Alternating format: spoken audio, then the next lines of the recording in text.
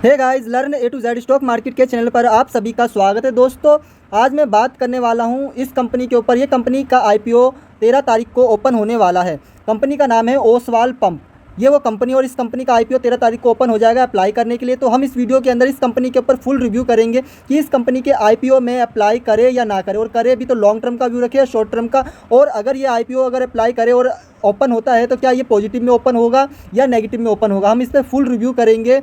तो आइए स्टार्ट करते हैं इस वीडियो को।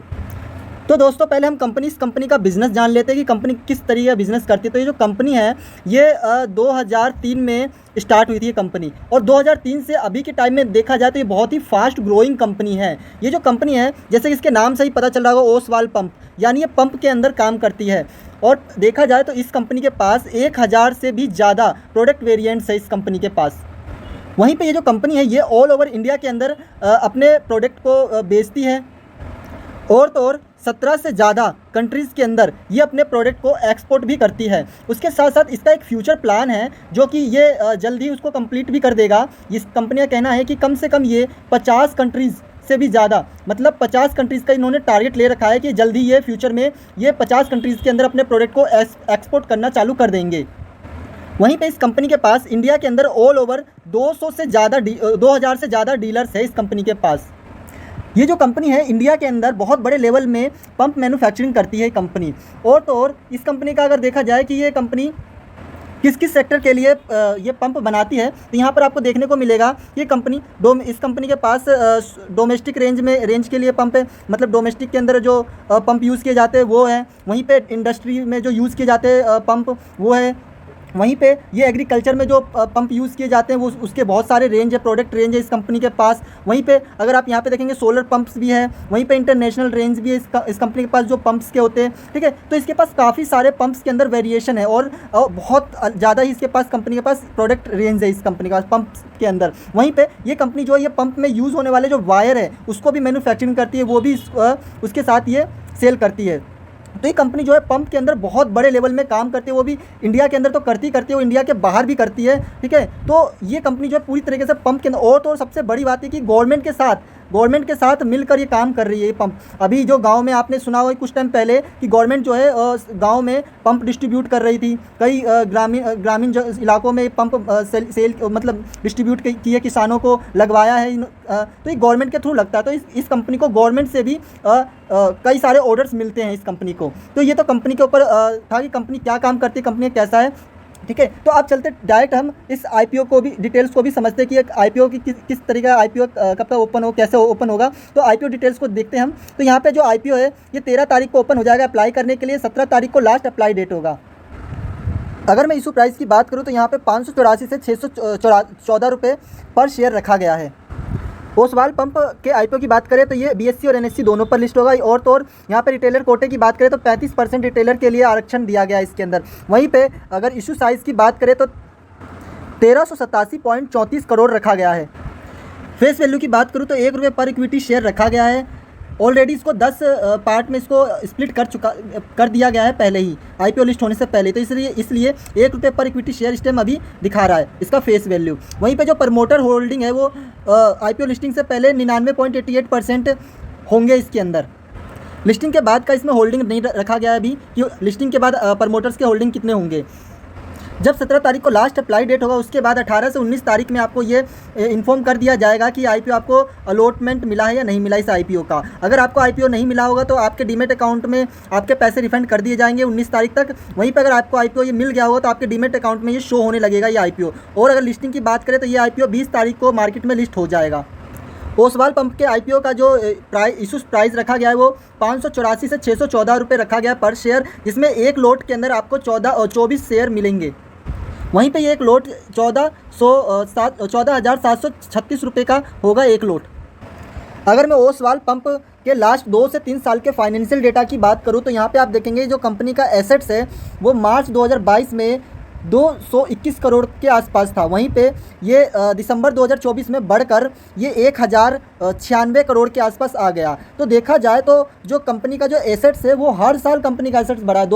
मार्च 2022 में भी कंपनी का एसेट्स बढ़ा है, और 23 में भी और बढ़ गया है, 24 में तो ये डबल हो गया था, 511 पहुँच गया, और दिसंबर 2024 में ये 1096 करोड़ का पहुंच गया। तो कंपनी का एसेट्स लगातार बढ़ा है। वहीं पे कंपनी के अगर रिवेन्यू की बात करें तो यहाँ पर आप देखेंगे 2022 में कंपनी के पास 361 करोड़ का रिवेन्यू हुआ करता था। वहीं पे दिसंबर 2024 आते आते कंपनी का रिवेन्यू बढ़कर 1067 करोड़ के आसपास पहुंच गया। तो यहाँ पर भी आप देखेंगे कंपनी का रिवेन्यू भी लगातार बढ़ा है। तो कंपनी का रिवेन्यू में भी ठीक ठाक जंप देखने को मिला है हर साल।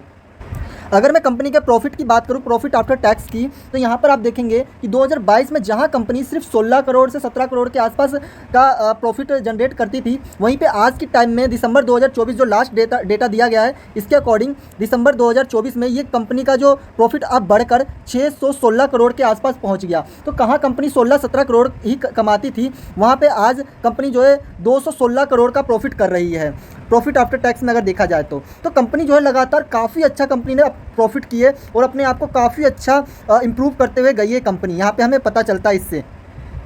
वहीं पे कंपनी की अगर मैं नेटवर्थ की बात करूँ तो यहाँ पर आप देखेंगे कि 2022 में कंपनी के पास करीब 24 करोड़ के आसपास का कंपनी के पास नेटवर्थ हुआ करता था 2022 में, मार्च 2022 में, और आज के टाइम में दिसंबर 2024 में ये बढ़कर 378.80 करोड़ के पास पहुंच गया है। तो कंपनी का नेटवर्थ भी लगातार ग्रोथ किया है। वहीं पे अगर मैं अब बात करूं कंपनी के रिजर्व की और बोरिंग की, तो यहाँ पर आपको फोकस करना होगा कि 2022 में कंपनी के पास जो रिजर्व था वो 37.42 करोड़ का था। वहीं पे आज के टाइम में कंपनी के पास जो रिजर्व है दिसंबर 2024 में ये है 387.96 करोड़ का अभी कंपनी के पास रिजर्व है। तो कंपनी ने अपने रिजर्व को लगातार बढ़ाया है और आज के टाइम में कंपनी अच्छा खासा रिजर्व भी रख रखी है। वहीं पर अगर मैं आप कंपनी के बोरिंग की बात करूं तो यहाँ पर आप देखेंगे कि मार्च 2022 में कंपनी के पास 87.54 करोड़ का बोरिंग हुआ करता था, लेकिन आज के टाइम में देखें तो कंपनी ने अपने बोरिंग को थोड़ा बढ़ाया है।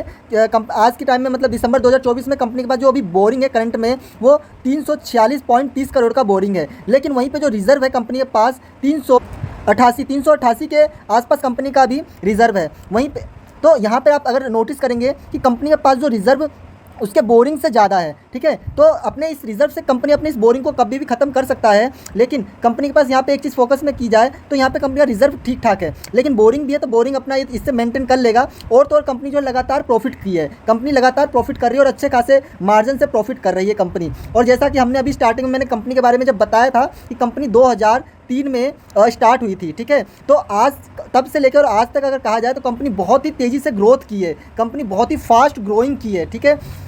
तो इस हिसाब से अगर मैं देखूँ अगले मतलब अभी तक का, तो कंपनी जो है अगले 5 से 10 साल में और भी अच्छा ग्रो कर सकता है। और तो और ये जो पंप सेक्टर में काम कर रही है कंपनी, इसमें गवर्नमेंट भी बहुत ज़्यादा स्कीम दे रही है, कई सारे योजनाएं निकाल रही है, ठीक है, किसानों के लिए। तो इससे भी इस कंपनी को बेनिफिट मिलेगा। और कंपनी लगातार जिस हिसाब से प्रॉफिट कर रही है, तो एक तरह से तो हमें ये पता चल रहा है कि कंपनी प्रॉफिट मेकिंग है, ठीक है। कंपनी का माना है कि थोड़ा सा डेट है, बोरिंग है, लेकिन कंपनी ने रिजर्व भी अच्छा रख रखा है उसके हिसाब से, ठीक है। तो इस हिसाब से मुझे जो लग रहा है कि कंपनी एक तो पहला नंबर प्रॉफिट मेकिंग है, ये तो प्रॉफिट मेकिंग है ही, और आगे भी अच्छा खासा प्रॉफिट दे सकती है हमें अच्छा खासा।